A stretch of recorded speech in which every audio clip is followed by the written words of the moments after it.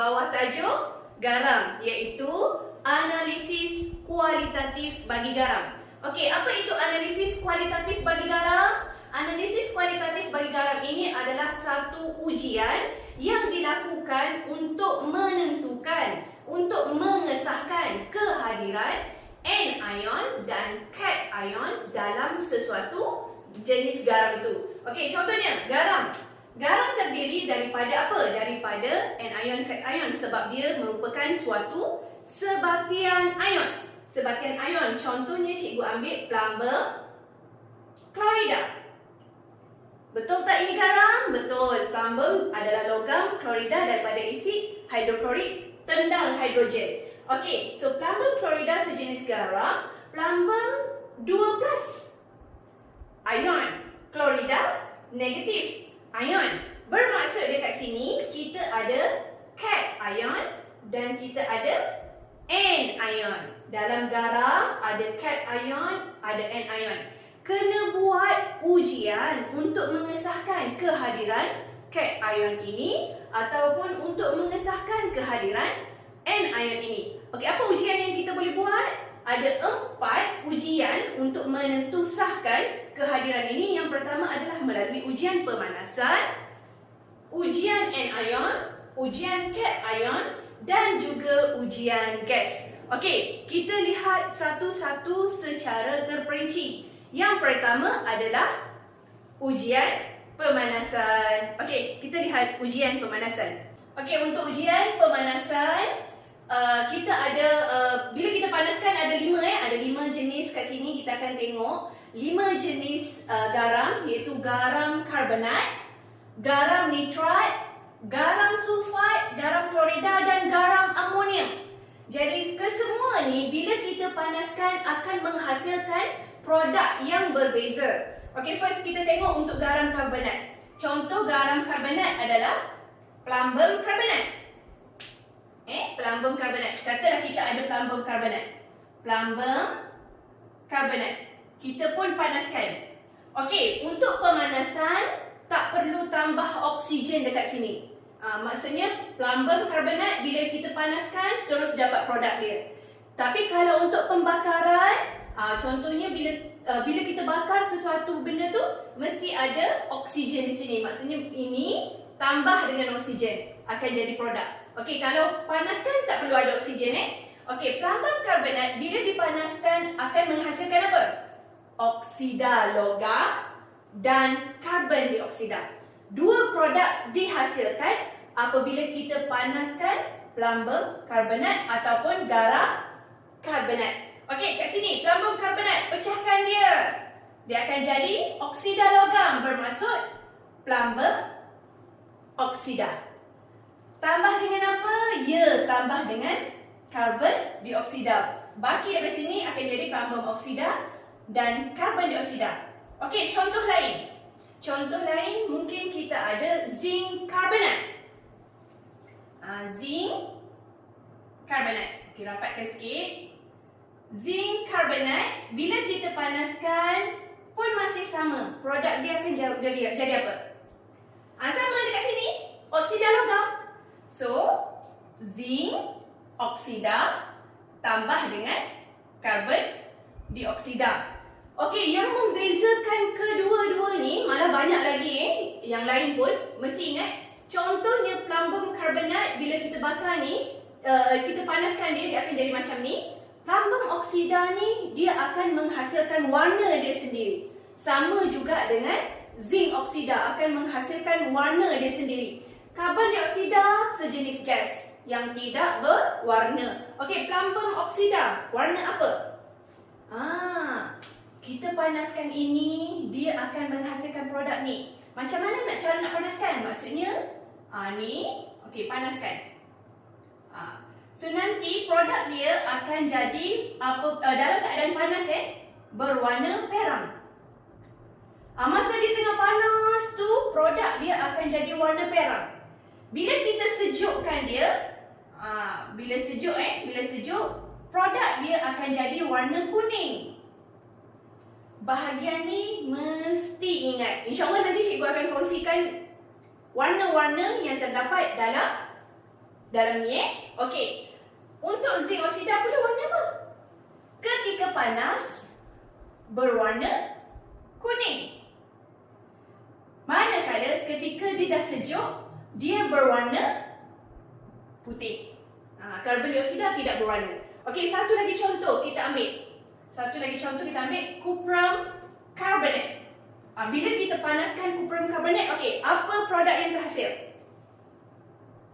Okey, maksudnya masih sama cuprum oksida tambah dengan karbon dioksida. Warna apa? Cuprum oksida tu warna apa? Warna hitam.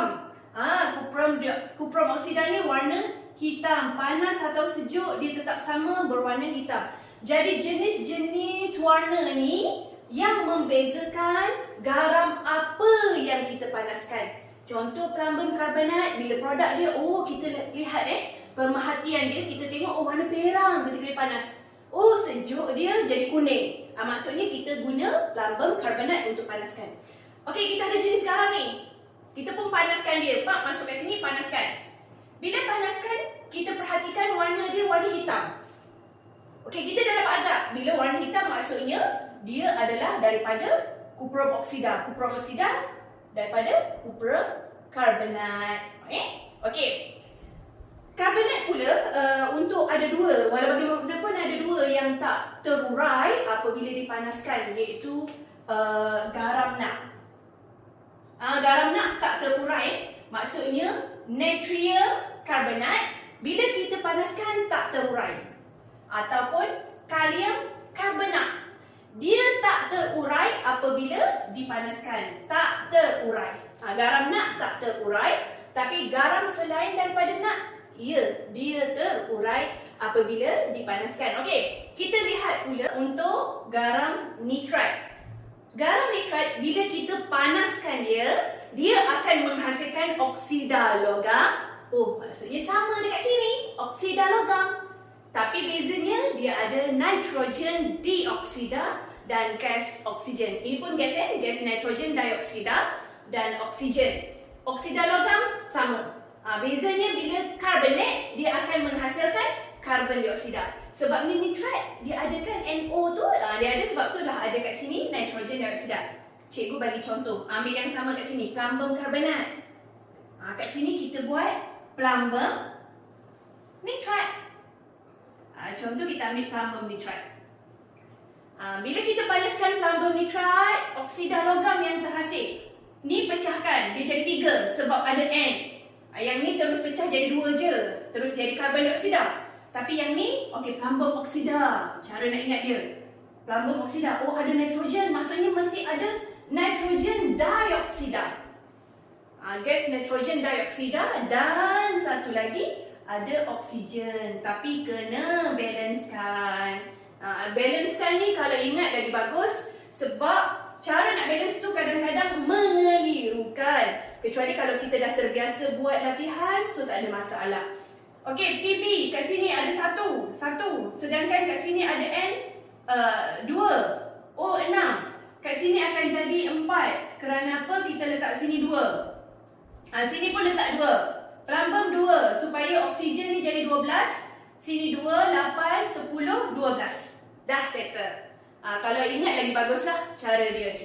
Okey, plumbum nitrate bila kita panaskan dia akan jadi oksida logam, nitrogen dioksida dan oksigen. Okey. Plumbum oksida sama tak macam ni? Sama. Maksudnya ketika dia panas dia berwarna perang, ketika dia sejuk dia berwarna kuning. Manakala nitrogen dioksida ni sejenis gas berwarna perang. Akan ada 2 gas lah yang terhasil.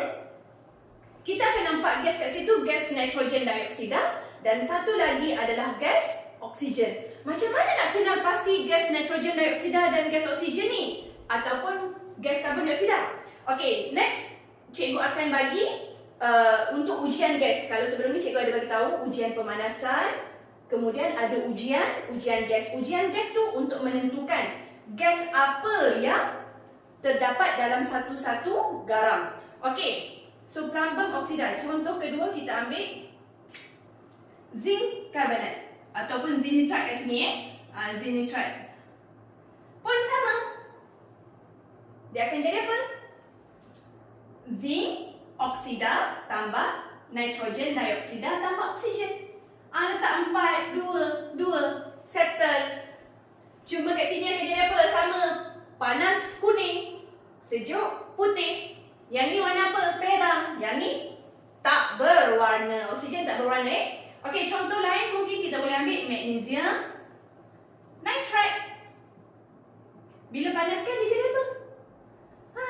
Magnesium oksida tambah nitrogen dioksida tambah dengan oksigen. Sama. 2 kat sini, 2 kat sini. Okey, cuma produk dia yang ni warna putih. Magnesium oksida warna putih dalam keadaan sejuk ataupun panas, dia tetap sama berwarna putih. Okey, cuma untuk garam NaC.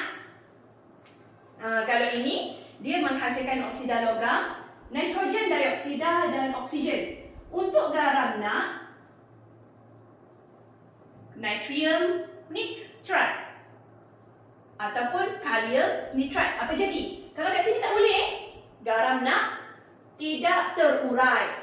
Garam NaC tidak terurai. Contohnya natrium karbonat tidak terurai. Tapi kalau natrium nitrate dia terurai, dia menghasilkan nitrit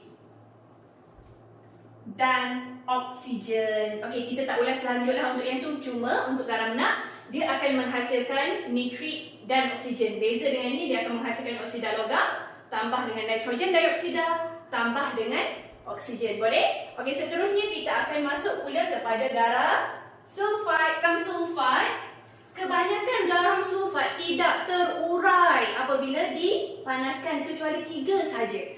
Untuk sulfat ada 3 saja yang boleh dipanaskan. Ada 4 sebenarnya sekali dengan amonium. Kita tengok dulu untuk yang 3 tu garam apa. Okey, garam ferrum sulfat. Ferrum sulfat. Okey, untuk ferrum sulfat bila kita panaskan, dia menghasilkan ferrum oksida. Ferrum oksida.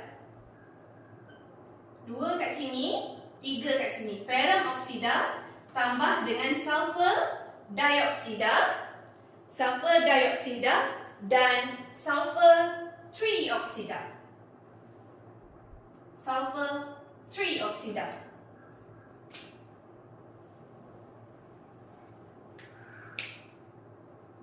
Dua ferrum sulfat, bila kita panaskan dia akan jadi ferrum oksida, sulfur dioksida dan sulfur trioksida. Okey, kat sini balancekan, kita akan ada 2 kat sini. Ini yang pertama. Yang kedua adalah zinc sulfat. Bila kita panaskan zinc sulfat, dia akan menghasilkan zinc oksida tambah dengan sulfur trioksida. Dan yang ketiga adalah cuprum sulfat. Bila kita panaskan, dia akan menghasilkan cuprum oksida tambah dengan sulfur trioksida. 3 ni saja yang boleh dipanaskan. Okey, 3 ni yang boleh dipanaskan. Selain daripada 3 ni, apabila kita panaskan, dia tidak terurai. Untuk ferrum sulfat, zinc sulfat dan cuprum sulfat saja, kecuali sebenarnya ada satu lagi dekat sini, iaitu amonium. Ini pergi ke sini. Nanti kita akan tengok amonium maksudnya amonium sulfat, dia akan pergi ke sini. Okey, next untuk klorida. Okey, untuk garam klorida, semua garam klorida tidak terurai apabila dipanaskan, kecuali satu je. Satu tu apa? Amonium klorida kat sini. Kalau yang ni pun satu lagi tu pergi sana. Yang ni pun sama, semua tak ada. Yang ni at least ada juga 3. Klorida semua tak ada, kecuali satu je. Apa dia? Okey, kita pergi ke sini. Bahagian amonium. Bermaksud kalau kita ada amonium klorida. Amonium klorida. Itu yang maksud amonium kat sini ni. Amonium klorida, semua jenis garam amonium semua jenis garam amonium bila dipanaskan dia akan menghasilkan produk. Okey, garam amonium, contoh amonium klorida. Apabila kita panaskan, dia menghasilkan apa? Dia menghasilkan garam gas amonia tambah dengan hidrogen klorida. Gas amonia dan hidrogen klorida. Okey, untuk amonium klorida, lepas tu kita ada amonium. Apa lagi selain daripada garam klorida? Garam apa lagi? Selain daripada garam klorida, ada garam sulfat. So, amonium sulfat.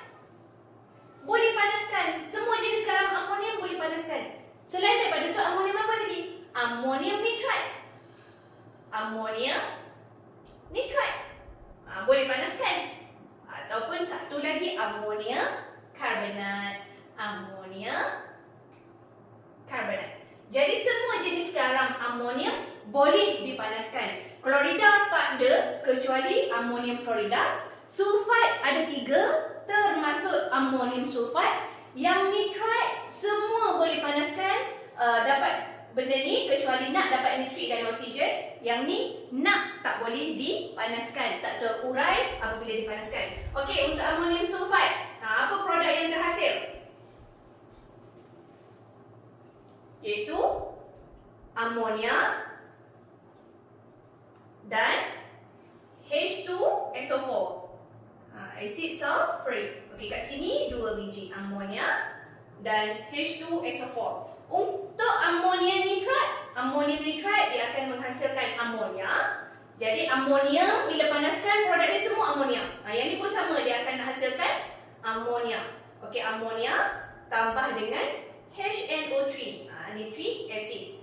HNO3 yang ni pula akan menghasilkan H2O tambah dengan karbon dioksida. Okey, so ini semua bawah ujian pemanasan. So kena ingatlah, bawah ujian pemanasan ada bawah karbonat, bawah nitrat, sulfat, klorida dan amonium. Okey, boleh untuk ujian pemanasan kita akan pergi kepada ujian yang seterusnya, iaitu ujian gas. Okey, sekarang kita lihat pula ujian gas. Bagi ujian gas terdapat 8 jenis gas. 8 jenis gas yang kita boleh buat untuk menentukan produk apa yang terhasil, gas apa yang terhasil apabila kita buat ujian. Macam tadi kita buat ujian pemanasan kan. So ujian pemanasan yang kita buat tadi akan menghasilkan contohnya tadi gas oksigen. Jadi macam mana nak tentukan gas itu adalah gas oksigen. Sebab dia macam produk tadi yang bila kita panaskan, contohnya kita panaskan plumbum nitrate. Plumbum nitrate, so produk dia akan menghasilkan salah satunya adalah oksigen. Jadi macam mana nak tentukan dia oksigen? Jadi gas oksigen ni boleh ditentukan dengan mendekatkan kayu uji berbara ke mulut tabung uji. Jadi apabila kayu uji berbara itu dinyalakan semula, bermaksud gas oksigen telah dibebaskan. Okey, gas oksigen sifat dia tidak berwarna, tiada kesan ke atas kertas litmus. Maksudnya bila kita uji dengan kertas litmus merah, dia tak akan tukar kepada warna biru ataupun sebaliknya, dan tidak berbau. Okey, gas yang kedua yang kita boleh uji adalah gas hidrogen. Tadi yang pertama gas oksigen, sekarang gas hidrogen. Okey, gas hidrogen sifat dia pun sama, tidak berwarna, tiada kesan kepada kertas litmus dan tidak berbau. Macam mana nak uji dia? Dekatkan kayu uji bernyala ke mulut tabung uji, gas itu terbakar lalu menghasilkan bunyi pop. Okey, bunyi pop itu menunjukkan gas hidrogen telah terhasil. Okey, yang ketiga, gas klorida. Gas klorida sifat dia berwarna kuning kehijauan, manakala bau dia bau sengit. Macam mana nak uji dia? Okey, dekatkan kertas litmus lembap berwarna biru ataupun berwarna merah ke mulut tabung uji. Kertas litmus yang warna biru tadi ataupun warna merah tadi, bila ada gas klorin, dia akan melunturkan warna kertas litmus tadi, menunjukkan kehadiran gas klorin. Okey, gas yang keempat. 1, 2, 3, 4. Okey, gas nitrogen dioksida. Ingat lagi tak tadi, masa kita panaskan plumbum nitride, dia akan menghasilkan gas nitrogen dioksida dan gas oksigen. Salah satunya gas nitrogen dioksida. Warna dia apa? Warna perak. Bau dia sengit dan dia berasid. Maksudnya bila kita dekatkan kertas litmus biru ke mulut tabung uji, kertas litmus itu menjadi warna merah, menunjukkan sifat dia berasid. Okey, ini yang keempat. Sekarang kita lihat pula gas karbon dioksida yang kelima. Okey, gas karbon dioksida. Yang ini hasil dia adalah gas karbon dioksida. Jadi gas karbon dioksida ni kena salurkan gas yang terhasil tu ke dalam air kapur. Air kapur akan menjadi keruh. Sifat dia tak berwarna, tak berbau. Tukar kertas litmus biru ke merah. Kerana apa? Kerana dia adalah berasid. Ini untuk gas karbon dioksida. Bila terhasilnya gas karbon dioksida? Apabila kita panaskan garam karbonat, dia menghasilkan gas karbon dioksida. So boleh uji dia dengan cara macam ni. Okey, seterusnya adalah gas sulfur dioksida. Gas sulfur dioksida tak berwarna, bau sengit. Tukar kertas litmus biru ke merah kerana dia juga berasid. Salurkan gas ke dalam larutan. Yang ni kita salurkan gas ke dalam larutan kalium manganat 7. Berasid. Lalu warna ungu kalium manganat tadi menjadi tidak berwarna. Bermaksud kalau ada gas sulfur dioksida, kita masukkan ke dalam larutan ungu kalium manganat 7, dia akan menjadi tidak berwarna, menunjukkan kehadiran gas sulfur dioksida. Okey, seterusnya adalah gas amonia dan gas hidrogen klorida. Yang ke-7 dan yang ke-8. Okey, gas amonia dia kita sekalikan dengan gas hidrogen klorida. Maksudnya dia diuji bersama-sama. Untuk gas amonia tak berwarna, bau sengit, tukar kertas litmus lembap merah ke biru. Manakala yang ni tak berwarna, bau sengit, tukar kertas litmus lembap biru ke merah. Kerana ini berasid. Manakala ini alkali. Amonia alkali, hidrogen klorida bersifat asid. Bila kita tabungkan kedua-duanya, maksudnya kita celupkan rot kaca ke dalam asid pekat ataupun celupkan rot kaca ke dalam larutan amonia pekat, dekatkan ke dalam tabung uji, wasap putih terhasil.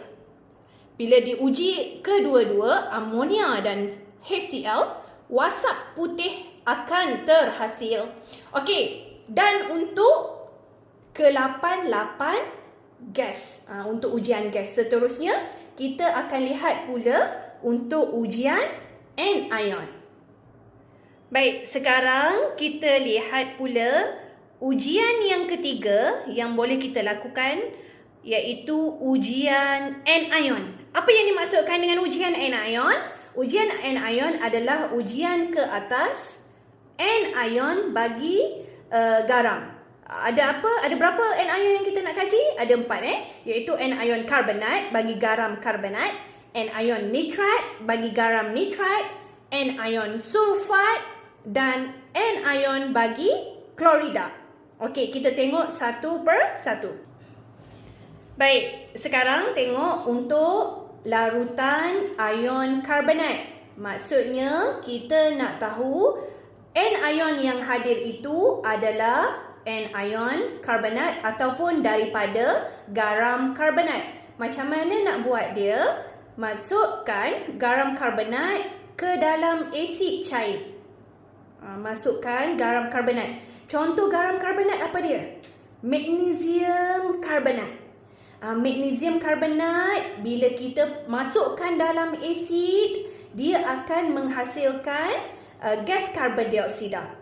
Kalau ingat lagi persamaan sebelum ni, maksudnya magnesium karbonat. Jadi magnesium, kita tengok yang ni contoh dia. Contoh persamaan kimia yang kita boleh ambil. Contohnya kita masukkan zinc karbonat ke dalam ni. Zinc karbonat, kita masukkan asid sulfurik. Ini jadi tindak balas apa ya? Tindak balas asid. Tindak balas asid tu yang mana? Ingat balik, tindak balas asid tu yang menghasilkan garam terlarutkan. Ini garam terlarutkan yang terhasil. Ingat balik sebelum ni kita dah belajar apabila zinc karbonat ataupun logam karbonat bila bercampur dengan asid, dia akan menghasil garam terlarutkan, karbon dioksida dan air. Jadi kat sini bila kita campurkan dua ni, dia akan jadi larutan zinc sulfat dan menghasilkan gas karbon dioksida. Gas karbon dioksida tu macam mana nak uji dia pula? Cara dia salur gas terhasil ke dalam air kapur. So apa yang terjadi nanti? Air kapur menjadi keruh. Pemerhatian dia adalah air kapur akan menjadi keruh menunjukkan kehadiran bagi ion karbonat. Ini boleh buat menggunakan tindak balas asid. Jadi asid campur dengan garam karbonat, dia akan menghasilkan gas karbon dioksida. Gas karbon dioksida itu apabila dimasukkan ke dalam air kapur, dia menjadi keruh menunjukkan kehadiran ion karbonat. Okey, anion seterusnya adalah anion nitrat. Okey, kaedah dia kita masukkan dalam 3 cm3 asid sulfurik cair ke dalam larutan garam nitrat. Dalam ni dah ada ion nitrat. Sebab kita nak tentukan ion nitrat ni, kita masukkan ion nitrat ke dalam ni, kemudian kita masukkan asid sulfurik cair ke dalam ni. Masukkan asid sulfurik cair lebih kurang 3 cm3. Kemudian kita masukkan pula ferrum 2 sulfat. Tadi masukkan asid sulfurik, sekarang kita masukkan ferrum 2 sulfat ke dalam ni, kemudian goncangkan. Selepas kita goncangkan, kita masukkan asid sulfurik pekat pula. Asid sulfurik pekat dititis perlahan-lahan di tepi tabung uji tanpa goncangan. Kemudian pemerhatian yang kita boleh dapat adalah cincin perang terbentuk di bahagian tengah larutan tersebut. Cincin perang itu adalah sejenis kompleks ion sulfat nitrat ni kat sini. So cincin perang terbentuk menunjukkan kehadiran ion nitrat. Jadi tadi kita tambah apa? Kita tambah asid. Contoh asid sulfurik. Sekarang pun kena tambah apa? Tambah asid juga, iaitu asid sulfurik. Okey, boleh tak yang ni kita nak tambah dengan asid lain? Tak boleh, sebab dia hanya sesuai untuk asid sulfurik saja dengan garam ferrum sulfat. Asid sulfurik pekat masuk kemudian. Cara ni mesti ingat, mesti faham, mesti hafal. Okey, so selesai untuk kedua ni. Sekarang kita lihat pula untuk sulfat dan klorida. Baik, bagi ion sulfat. Ion sulfat, macam mana kita nak tentukan garam yang kita buat itu mengandungi anion sulfat. Anion sulfat ni maksudnya garam sulfat. Jadi kita masukkan, kaedahnya masukkan 3 cm3 asid nitrik ke dalam larutan garam sulfat. Maksudnya masukkan ke dalam garam sulfat, masukkan asid nitrik diikuti oleh barium nitrat. Masukkan asid nitrik, kemudian masukkan barium nitrat. Pemendakan putih terbentuk. Bermaksud garam ini terdiri daripada garam sulfat. Okey, persamaan ion dia iaitu barium. Barium ni daripada mana? Daripada barium nitrat. Bermaksud barium ion akan bercampur dengan sulfat.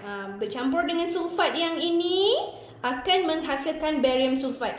Barium sulfat, ingat tak? Bagi sulfat, apa yang tak larut? PCB. Jadi barium sulfat ni tak larut. Tak larut menunjukkan pemendakan putih berada di bawah tabung uji. Mendakan putih itu adalah barium sulfat. Okey.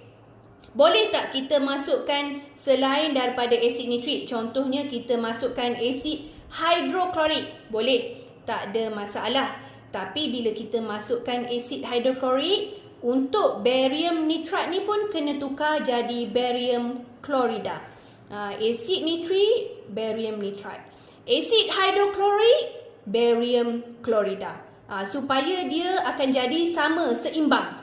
Nitrit dengan nitrit, klorida dengan klorida. Tapi boleh tak masuk asid sulfrik? Tak boleh. Kenapa? Dia akan jadi dia punya proses dia akan jadi positif. Tak ada tindak balas sebab sini pun memang dah sulfide.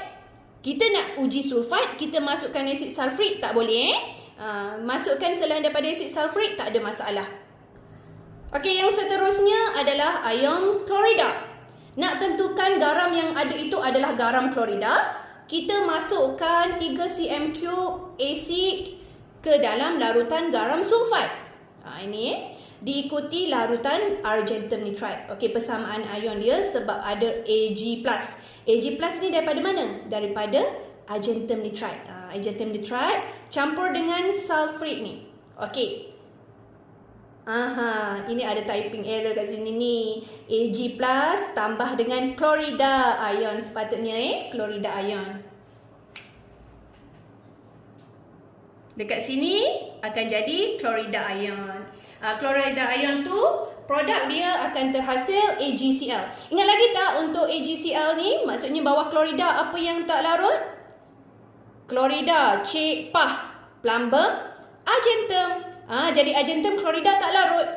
Mendakan putih terbentuk. Dekat sini mendakan putih terbentuk sama juga dengan yang ini. Mendakan putih terbentuk. Ini untuk sulfat, ini untuk klorida. Jadi sulfat akan terbentuk barium sulfat, manakala klorida akan terbentuk argentum klorida. Masukkan asid nitrit dengan argentum nitrite. Boleh tak kita nak masukkan asid klorida? Asid hidroklorik? Tak boleh. Kenapa tak boleh masukkan asid hidroklorik? Kerana dia akan sama result dia dengan klorida ni. Kita dah nak uji klorida, kita tak boleh masukkan asid hidroklorik. Okey. So sekarang ni dah settle untuk 4 anion. Jadi kita nak uji 4 ion, iaitu karbonat, nitrite, sulfat dan klorida. Keempat-empat ni memerlukan asid. Contoh tadi karbonat kita masukkan asid sulfrik. Untuk yang ini pun ada asid sulfrik. Untuk yang ni kita masukkan asid nitrit. Yang ni pun sama, kita masukkan asid nitrit. Okey, selesai untuk anion. Seterusnya kita lihat pula bahagian cation. Baik, untuk ujian cation. Okey, ujian cation ni untuk apa? Untuk mengenal pasti kehadiran cation dalam sesuatu garam. Dalam sesuatu larutan garam, kita nak tentukan larutan cation yang hadir. Ada 9 larutan garam yang boleh kita kaji, 9 larutan cation. Cation yang kita boleh kaji iaitu amonium, satu amonium, plumbum, aluminium, zinc, magnesium, kalsium, cuprum, ferrum dan ferrum 3+. Ini ferrum 12, ini ferrum 13. Ini ion-ion yang kita boleh kaji dalam ujian cation. Terdapat 2 jenis yang ujian yang kita boleh lakukan, iaitu dengan menggunakan larutan natrium hidroksida ataupun menggunakan larutan amonia. Okey, kita lihat kalau ianya menggunakan larutan natrium hidroksida. Contohnya masukkan sedikit larutan natrium hidroksida ke dalam tabung uji. Tabung uji ni pula mengandungi amonium. Ada 9 tabung uji, maksudnya ada 9 tabung uji yang mengandungi amonium, mengandungi plumbum ion, aluminium ion, zinc ion, magnesium ion, kalsium ion, cuprum ion, ferrum 2+ ion dan ferrum 3+ ion. Masukkan darab kat sini 9 tabung uji. Kita masukkan natrium hidroksida sikit. Bila kita masukkan natrium hidroksida, tiada mendakan bagi amonium. Maksudnya amonium akan terhasil macam ni, tak ada mendakan. Tapi untuk PAZ MC, PAZ MC, PAZ MC terdapat mendakan putih di bahagian bawah tabung uji. Kemudian bagi mendakan berwarna, untuk cuprum ion dia jadi warna biru, untuk ferrum 2+ dia jadi warna hijau, manakala untuk ferrum 3+ dia jadi warna perang. Yang ini maksudnya bila kita masukkan natrium hidroksida, dia akan jadi tiada mendakan putih dan mendakan berwarna. Okey, bila kita masukkan berlebihan, apa jadi? Bila masukkan berlebihan, ini pun sama, tiada mendakan lagi. Tapi kita boleh uji, ingat tak sebelum ni amonia, kita boleh uji dengan HCl, dia akan membebaskan gas amonia lah. Okey, kemudian yang ini pula, bila kita masukkan dia berlebihan, masukkan natrium hidroksida secara berlebihan, mendakan yang tadi sepatutnya ada mendakan, tapi dia larut. Siapa yang larut? Paz. Lulus. Mendakan dia larut, lulus, dia lepas. Paz ni dia lepas. Maksudnya daripada ada mendakan tadi, terus melarut apabila kita masukkan natrium hidroksida berlebihan. Tapi MC, untuk MC iaitu magnesium dan kalsium ion, tak larut. Masih lagi ada mendakan putih. Ini kena ingat ni. Ini masuk dalam natrium hidroksida. Kemudian mendakan berwarna kekal, tidak berubah. Tidak berubah maksudnya dia kekal berwarna biru, hijau dan perang masing-masing. Okey, seterusnya apabila kita menggunakan larutan amonia, maksudnya larutan kedua. Kita cuba bila kita masukkan amonia tadi kita guna larutan natrium hidroksida, sekarang guna amonia. Amonia tu kita masuk sikit. Masuk dalam apa ni? Masuk dalam tadi. Maksudnya masukkan dalam amonium ion, kalsium ion, ada 9 semuanya. Zinc ion, plumbum ion, aluminium ion, magnesium ion dan seterusnya. Apa jadi? Okey, bila masukkan sikit larutan amonia, sama juga. Dia ada tiada mendakan putih dan mendakan berwarna, sama macam tadi.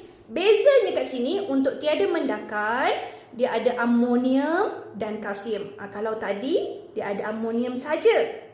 Sekarang, apabila kita menggunakan larutan amonia, amonium dan kalsium tiada mendakan. Maksudnya larut sepenuhnya. Masuk sikit pun dah larut dah. Masuk sikit pun dah larut dah untuk amonium dan kalsium. Manakala mendakan putih. Kalau tadi Paz MC. Sekarang C dah masuk sini. Yang tinggal PAZ dan M. PAZ dan M Okey, sebab C dah masuk sini, tinggal kat sini. Bila kita masukkan berlebihan, okey, untuk mendakan berwarna tetap sama Cuprum ion berwarna biru, ion 2+ warna hijau, ion 3+ warna perang, masih sama macam kita masukkan dalam natrium hidroksida tadi. Okey, yang ni bila kita masuk berlebihan, apa jadi? Ingat tak tadi kalau kita masuk masukkan natrium hidroksida berlebihan, Paz larut, MC tetap tak larut. Tapi bila kita masukkan amonia berlebihan, PAM tak larut. PAM, PAM tak larut. C tadi dah larut dah, asal awal-awal lagi dah larut. Tapi sekarang zinc ion dia melarut. PAM tetap tak larut. Kena ingat. Kalau tadi Paz larut, MC tak larut. Sekarang PAM larut. PAM tak larut, Z melarut.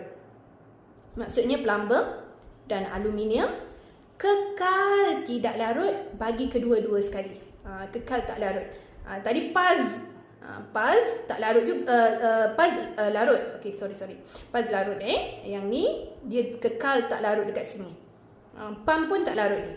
Okey, seterusnya bila kita masukkan berlebihan. Yang ni masukkan amonia berlebihan, dia jadi larutan biru tua. Masukkan cuprum ion secara berlebihan dalam amonia, dia jadi larutan biru tua. Berubah daripada mendakan dah jadi larutan. Manakala bila kita masukkan dia berlebihan, dua ni kekal. Cuma akan ada ujian pengesahan.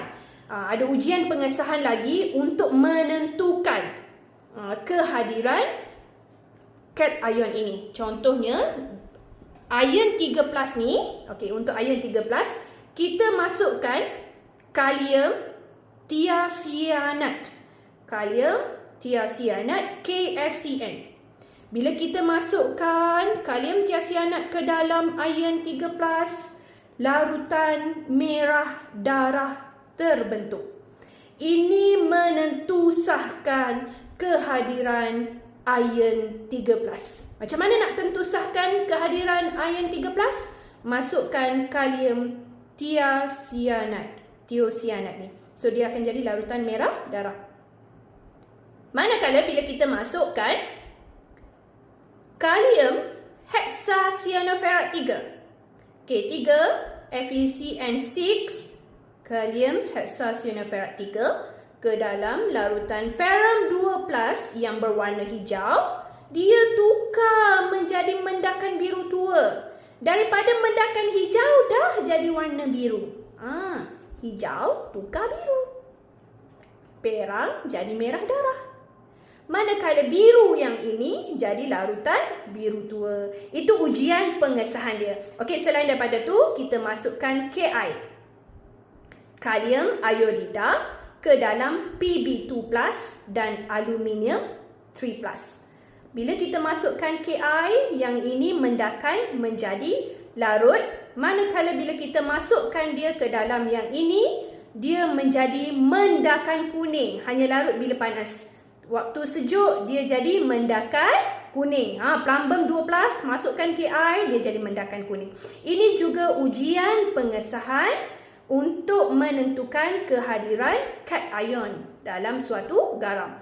Yang ini tiada, yang ini pun tiada. Manakala amonium, kita masukkan reagent Nestlers. Reagent Nestlers ni akan menjadi mendakan perang. Bila masukkan reagent Nestler, dia akan menjadi mendakan perang. Okey, so ada 1, 2, 3, 4, 5, 6 ujian pengesahan yang perlu ingat.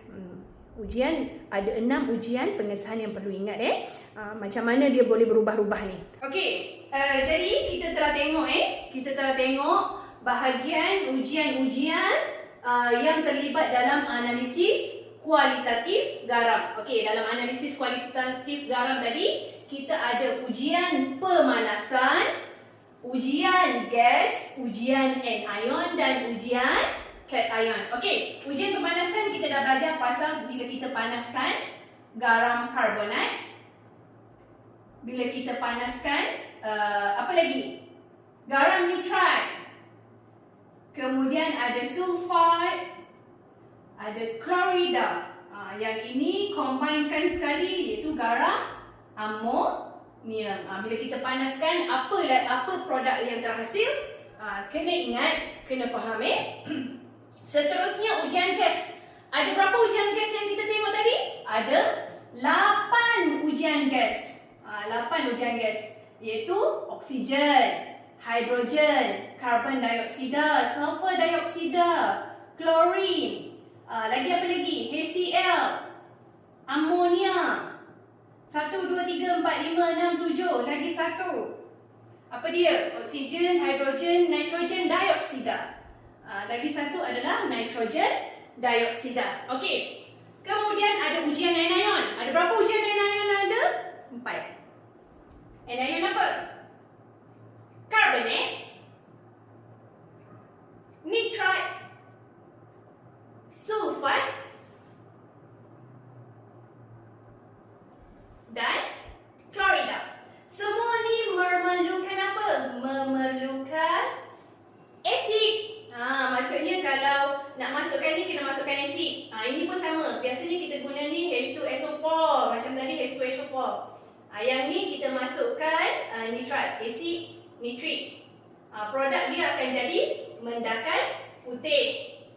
Semua ni kena ingat. Manakala kalau nitrat ni mendakan perang, yang ni akan menghasilkan karbon dioksida. Okey, untuk ujian cation, ada berapa cation?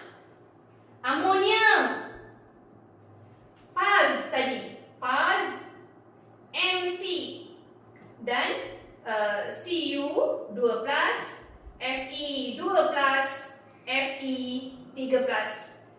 Paz, plumbum 2+, aluminium 3+, zinc 2+, magnesium 2+, kalsium 2+. Kemudian kita ingat yang ni tiada mendakan ataupun larut. Yang ni larut. Kalau ujian tu boleh ada dua pula. Sama ada guna amonia ataupun guna NaOH. Yang ni apa ni? Alkali. Yang ni guna asid. Manakala yang ni kena guna alkali.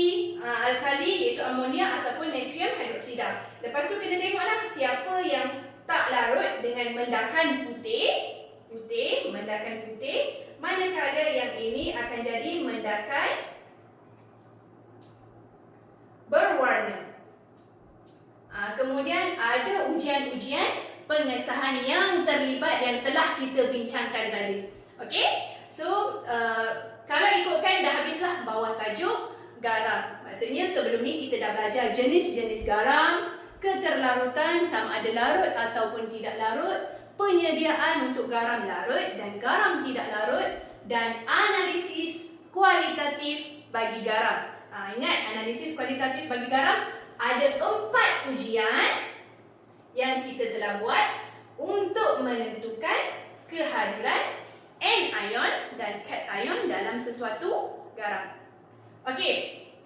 Jadi kita akan jumpa lagi dalam next video, next chapter, insya-Allah akan berjumpa lagi dengan Cikgu Sabaria. Okey, setakat ini dulu untuk 3 siri bagi tajuk garam. Okey, assalamualaikum warahmatullahi